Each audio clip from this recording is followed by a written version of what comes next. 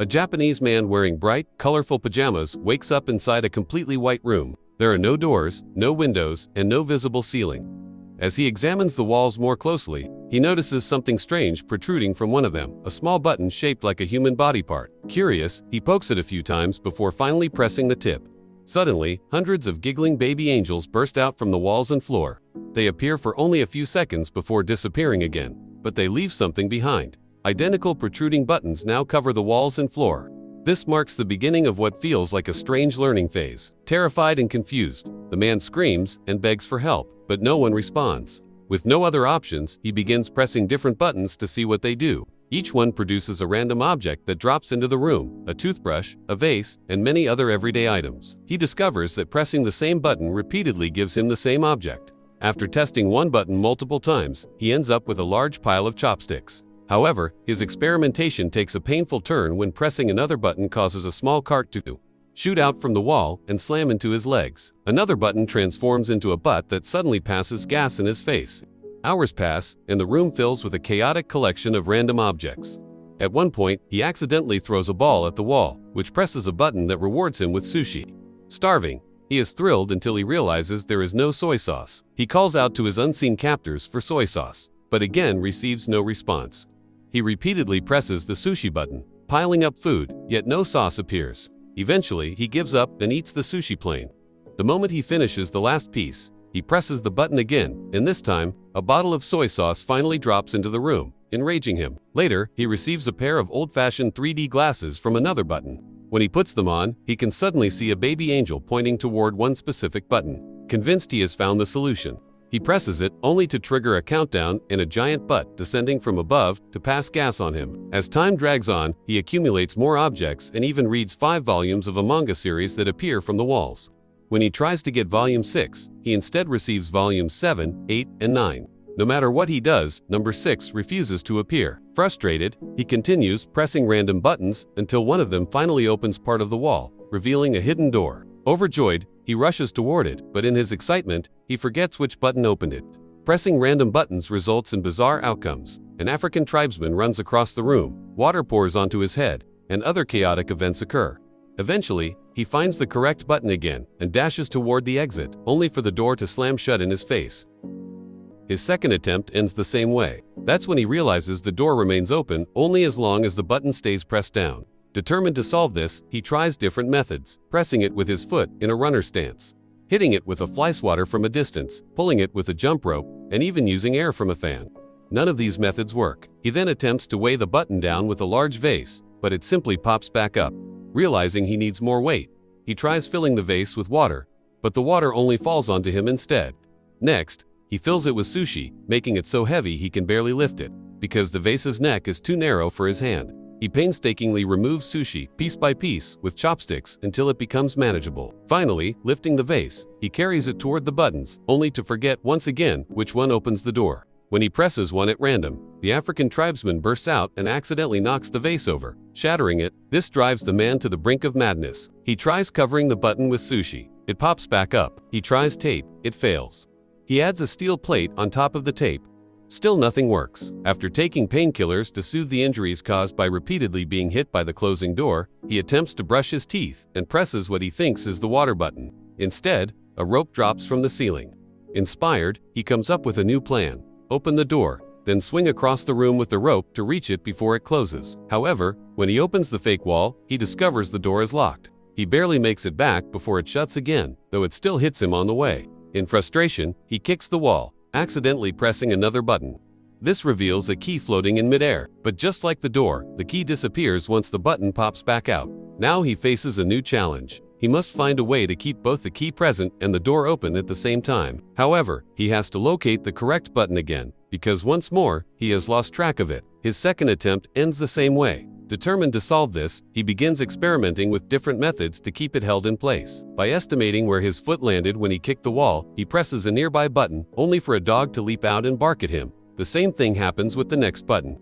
Fortunately, on the third attempt, he finds the right one. Carefully keeping his eyes fixed on it and pointing at it to avoid losing it again, he walks backward and grabs a piece of sushi fish, intending to use it as a marker. But when he presses the button again, the dog reappears, disrupting him once more. This time, he relocates the correct button more quickly and moves forward with his plan. He summons the rope again and begins swinging across the room, trying to activate multiple buttons in quick succession. Even with this new strategy, it still isn't enough. As he crashes to the floor, he notices the plunger he previously obtained from one of the buttons. Suddenly, inspiration strikes. He realizes he can use the plunger to push off the wall mid-swing, giving himself extra momentum. His first attempt fails miserably, but on the second try, the plan works perfectly. By combining the rope swing with a powerful push from the plunger, he manages to press the key button. Grab the key, hit the door button, and reach the exit before it closes. Without hesitation, he inserts the key into the lock and quickly turns it. But just as he tries to open the door, he discovers a cruel twist. There's a second lock at the top requiring a 3D jet combination. Furious, he rushes back out only to be struck again by the closing door. In frustration, he hurls the plunger across the room, accidentally pressing a button that releases the African tribesman once more. As the tribesman walks past, the man notices something crucial. 3 numbers are painted on his forehead. That must be the combination. Since the door only stays accessible for a limited time, he is forced to repeat the entire rope swinging routine 3 separate times, once for each digit. On the third attempt, he remains inside long enough to input the final number and finally unlock the door. It's slightly jammed, and he must push with all his strength to force it open. At last, it begins to give way. But just then, the wall panel behind him slides shut, trapping him in the narrow space between walls. There isn't enough room to fully open the door. Devastated, he collapses and begins to cry. Ironically, he realizes that although he had been imprisoned in the White Room, he at least had space, objects, and bizarre forms of entertainment. Now he has nothing. He failed to appreciate what little freedom he once had. Suddenly, he feels a faint breeze against his face coming from the left wall. When he touches it, he discovers a crack, a fake panel. Wasting no time, he forces it open and escapes, running into a long hallway suspended in complete darkness. He runs for what feels like an eternity. By the time he finally reaches another room, his hair has grown longer and the bright colors of his pajamas have faded. This new room is also empty. The door behind him closes instantly. But this time, instead of baby angels, adult angels emerge from the walls. Like before, they disappear quickly, leaving behind the same strange protruding buttons. This marks the next phase: practice. Meanwhile, far away in a city in Mexico, a completely different story unfolds. A young boy named Antonio grows worried about his father, a masked wrestler known as Escargot Man. Lately, his father has been unusually quiet and withdrawn. Antonio's mother suspects it's because his next opponent is much younger. But Antonio's grandfather insists that experience matters more than youth. Escargot Man's daughter, Sister Karen, picks him up in her truck and drives him to the arena early so he can prepare. His ritual includes changing into his costume and praying to the Virgin for strength. At school, Antonio is bullied by classmates who mock him for betting on Escargot Man. They call his father weak and washed up. As the match approaches, Sister Karen returns to pick up Antonio and their grandfather. She drops them off at the arena, though she doesn't stay to watch. Antonio and his grandfather manage to secure some of the last remaining seats just before the show begins. The first team to enter the ring is the Northern Tough Ones, made up of Super Demon and Tequila Joe. Soon after, Escargot Man and his partner, Silver Eagle, enter under the team name Kiss Me A Lot. Silver Eagle eventually tricks Super Demon and Tequila Joe into colliding with each other, giving himself a brief escape. Escargot Man is quickly overpowered as well, just as one of his opponents prepares to strike him with a chair. The man in the mysterious white room presses one of the protruding buttons. Suddenly, Escargot Man's neck stretches to an impossible length, snapping forward like a whip and knocking out both opponents with a single headbutt. Back in the white room, nothing visibly happens. Confused, the man presses the same button again, and again Escargot Man's neck shoots forward. This time, however, it knocks out Silver Eagle, the referee, Antonio, and even rings the bell. Still seeing no direct result in his own environment, the man begins pressing other buttons at random. One button causes a heavy metal singer in Los Angeles to breathe fire over a roaring crowd during a concert. Another makes a Russian magician fail spectacularly as he attempts to make his assistant disappear. A third causes a man in China to start barking at his own dogs. The man is bewildered. None of this changes his situation. Just as he is about to give up, he notices something different. Light shines from above.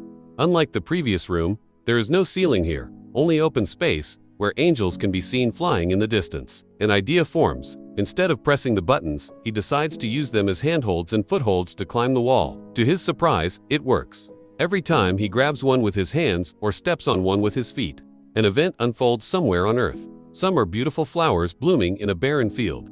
Others are tragic, an elephant collapsing and dying. The higher he climbs, the more complex the effects become. It is no longer just nature responding.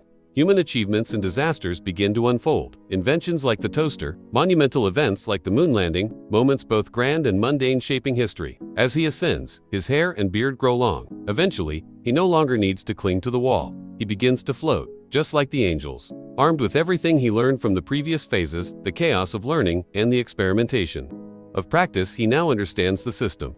He stops triggering events randomly and begins choosing them deliberately, guiding humanity's greatest triumphs and turning points with intention. By the time he finishes, the white walls have disappeared. He is surrounded only by floating feathers. A radiant portal appears before him. He steps through it and enters the final room. This one is vast, its walls covered with the continents of the earth. At the center stands a single, enormous button. He approaches it slowly. This is the final phase, known as the future. Thanks for watching. If you enjoyed this recap, hit subscribe and the like button. It really helps. See you in the next one. Take care.